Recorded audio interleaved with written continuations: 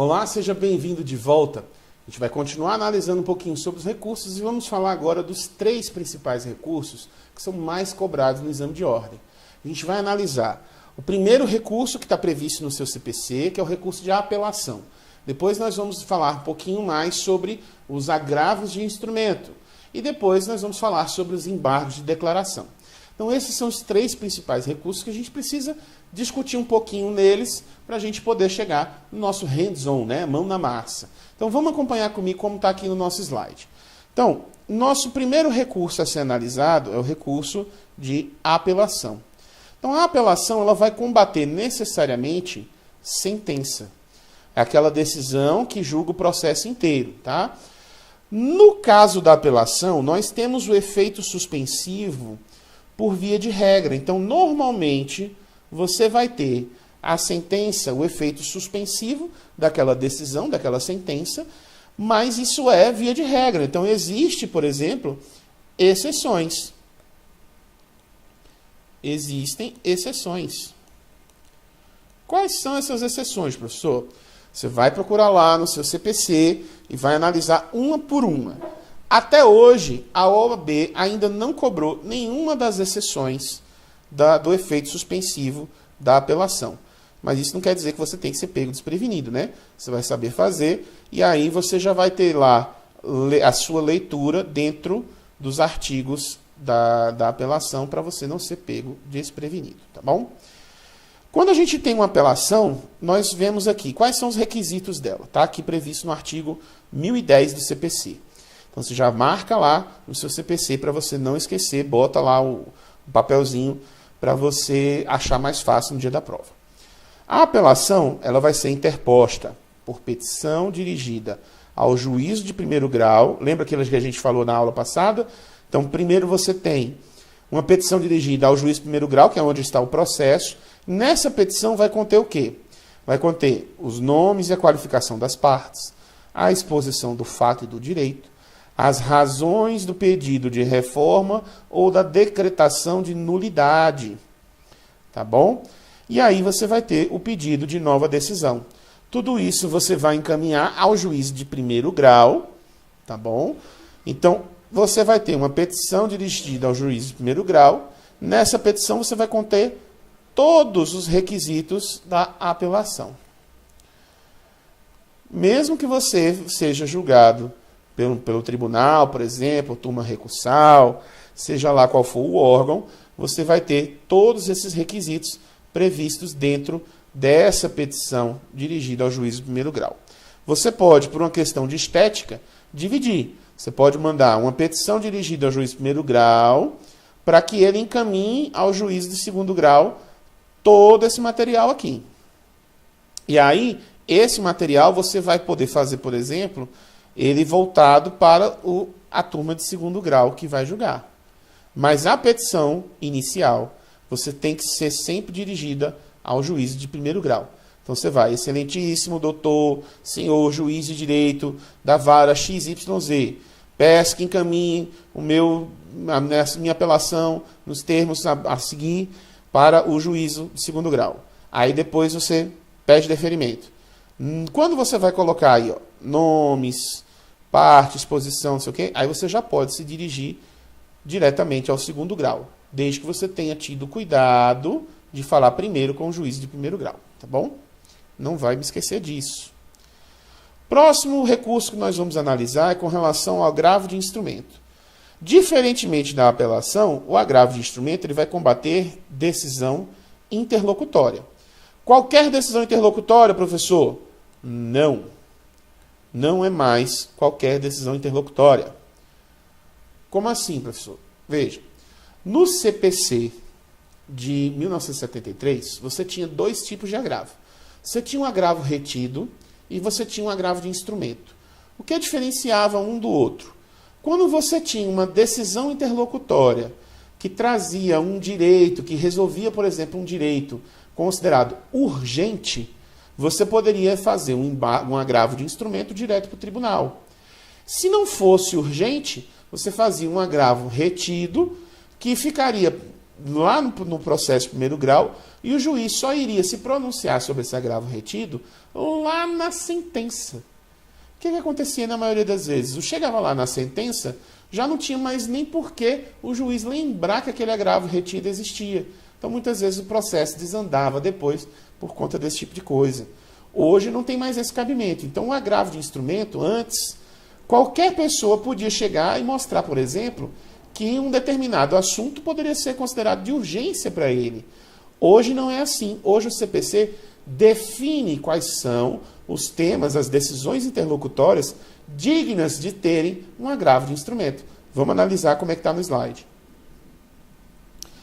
Então, decisão interlocutória que versem sobre tutelas provisórias, o mérito do processo, rejeição de alegação de convenção de arbitragem, incidente de desconsideração de personalidade jurídica, rejeição do pedido de gratuidade de justiça, acolhimento do pedido de sua revogação, exibição ou posse de documento ou coisa, exclusão de litígio consorte, rejeição do pedido de limitação do desconsórcio, admissão e inadmissão de intervenção de terceiros, concessão, modificação, revogação de efeito suspensivo aos embargos de execução, redistribuição do ônus da prova, tem um aqui que foi vetado, outros casos expressamente referidos em lei. Então, esse aqui permite que leis específicas determinem novas situações de possibilidade do agravo de instrumento. Tá? Lembrando o seguinte, eu fiz questão de botar o parágrafo único aqui, tá? Também caberá agravo de instrumento contra decisões interlocutórias, todas elas proferidas na fase de liquidação de sentença ou de cumprimento de sentença, no processo de execução e no processo de inventário. Então, fora desses dois, ou seja, liquidação de sentença ou cumprimento de sentença, tem que estar dentro desse rol aqui. Esse rol é um rol taxativo, e aqui ele dá uma aberturazinha nesse inciso, né, no inciso 13. Mas tem que estar previsto nisso aqui, ou previsto, então, em lei específica. Ok? Fora disso, você vai ter aqui na liquidação de sentença ou no cumprimento de sentença, qualquer decisão interlocutória, cabe agravo de instrumento. Tá bom? Próximo recurso, minha gente, vamos analisar? O próximo recurso é o recurso de embargo de declaração. Para que serve este danado desse recurso, professor? Esse é um recurso diferente dos demais. Confere comigo. Enquanto, na maioria dos recursos, você interpõe o recurso para um juiz e é outro que vai julgar, é um juiz que vai, uma outra pessoa que vai analisar a decisão de outro juiz, no embargo de declaração é o contrário. No embargo de declaração, o próprio juiz, o próprio tribunal, o próprio ministro que proferiu aquela decisão é que vai ter que analisar esse recurso e preenchê-lo. O que acontece? Se uma decisão judicial ela está eivada de alguns vícios, quais são esses vícios? Obscuridade, ou seja, o juiz não foi claro naquela decisão. Se há uma contradição, por exemplo, então o juiz, por exemplo, ele diz que vai conceder a liminar, mas não dá poderes para que essa liminar seja realmente cumprida, né? Então há uma contradição. Ou quando existe, por exemplo, uma omissão. Você, na sentença, por exemplo, se houver algum pedido que não foi apreciado pelo juiz, cabe o embargo de declaração por omissão para fazer com que o juiz se manifeste sobre o pedido que não foi analisado. Então, para isso é que serve o nosso embargo de declaração. Para complementar, ele vai integrar aquela decisão judicial e pode ser que, em alguns casos, aquela decisão, quando ela é integrada, ou seja, como se pega aquela peça que está faltando, ou se ajeita aquela peça que estava meio torta, pode ser que você tenha realmente um efeito diferente, né? Um efeito infringente, ou seja, modifica a decisão fundamentalmente para que ela tenha outro viés. E aí você pode ter isso no embargo de declaração? Pode.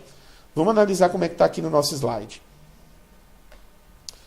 Então, como está aqui, ó, no artigo 1022 do CPC, está especificado, cabe embargo de declaração contra qualquer decisão judicial para esclarecer obscuridade ou eliminar contradição. Tá vendo? Obscuridade, contradição. Suprimir omissão, aqui, ó, de ponto ou questão sobre o qual devia se pronunciar o juiz, de ofício ou a requerimento.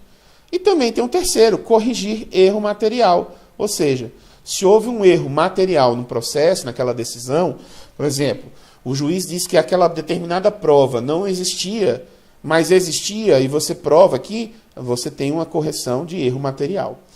Fica ligado que o embargo de declaração, ele é o único recurso com prazo diferenciado. O prazo do recurso de embargo de declaração é de 5 dias. Então, fique atento para você não ser pego desprevenido. Um outro ponto importante é que o embargo de declaração, ao contrário dos demais, ele vai interromper o prazo. Como assim, professor? Imagine o seguinte, quando você interpõe o embargo de declaração, necessariamente já teve uma decisão judicial. Se teve uma decisão judicial, por exemplo, uma sentença, você está dentro do prazo de apelação. Concorda comigo? São 15 dias. Mas o embargo tem que ser interposto em até 5 dias. Então, passou os 5 dias, dentro desses 5 dias você impôs o embargo de declaração, como é que vai ser contado o prazo depois dessa apelação? Esse prazo é interrompido, ou seja, esse prazo é interrompido, ou seja, na hora que você interpõe o embargo de declaração, para de contar esse prazo do outro recurso. Quando você tiver o julgamento desse embargo de declaração, aí vai voltar a contar o prazo da apelação desde o começo. Ele não para, ele não suspende, ele não vai parar naquele dia e vai continuar depois de julgar. Não. Interpôs o embargo de declaração, ele vai interromper o prazo.